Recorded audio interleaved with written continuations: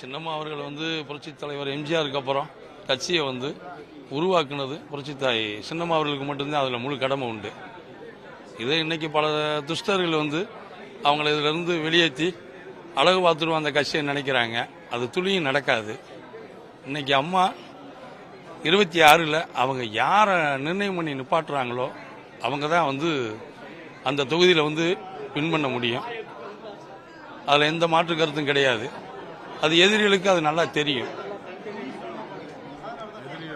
அதுக்கு நாங்கள் சின்னம்மா அவர்கள் என்ன ஆணையிட்டு சொன்னாலும் தமிழகம் முழுக்க எங்களோட விசுவாசிகளை வச்சு அதற்கு நாங்கள் வேலை பார்க்க நாங்கள் அனைவரும் தனியாக இருக்கு அதில் செயல்படுறதுக்கு நாங்கள் சிறப்பாக அதில் நடைமுறை செய்வதற்கு நாங்கள் துணிஞ்சு நிற்கிறோம். அதான் சொல்லியிருக்கோம்ல, துஷ்டர்களால் உருவாக்கப்பட்ட கட்சி இவங்க தான் உருவாக்குனாங்க. அந்த துஷ்டர்களால் அவங்க வெளியேற்றப்பட்டதுனால இன்னைக்கு அவங்க தனிச்சு செயல்படுறதுக்கு தனி மனிதரை ஆளாக்கியிருக்காங்க.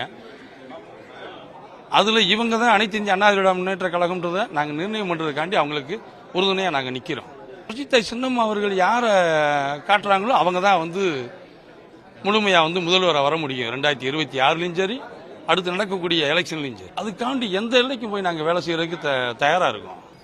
அனைத்து இந்திய அண்ணா திராவிட முன்னேற்ற கழகத்துடைய நிரந்தர பொதுச் செயலாளர் புரட்சித்தாய் சின்னம்மா அவர்களுடைய வழிகாட்டுதலின்படி நாங்கள் அவர்களுடைய பாதம் பற்றி எங்களுடைய இறுதி மூச்சு இருக்கும் வரை அவர்களை பின்தொடர்ந்து அவர்களுடைய கை காட்டும் வழியில் பணி செய்வோம்.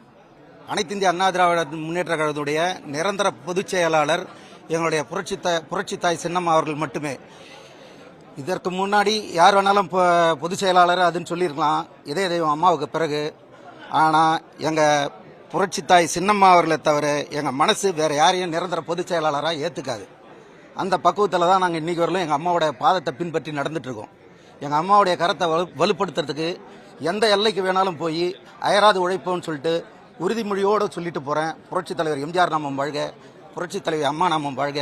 எங்கள் புரட்சித்தாய் சின்னம்மா அவர்களுடைய புகழ் ஓங்குக ஓங்குக ஓங்குக. இந்த தேர்தலை பொறுத்த வரைக்கும் எங்கள் சின்னம்மா யார் கையை காட்டுறாங்களோ அவங்க தான் முதல்வராக வர முடியுன்றது எங்களுக்கு அபரிமிதமான நம்பிக்கை. அது ஆண்டவன் மேலே ஆணையிட்டு சொல்கிறேன்.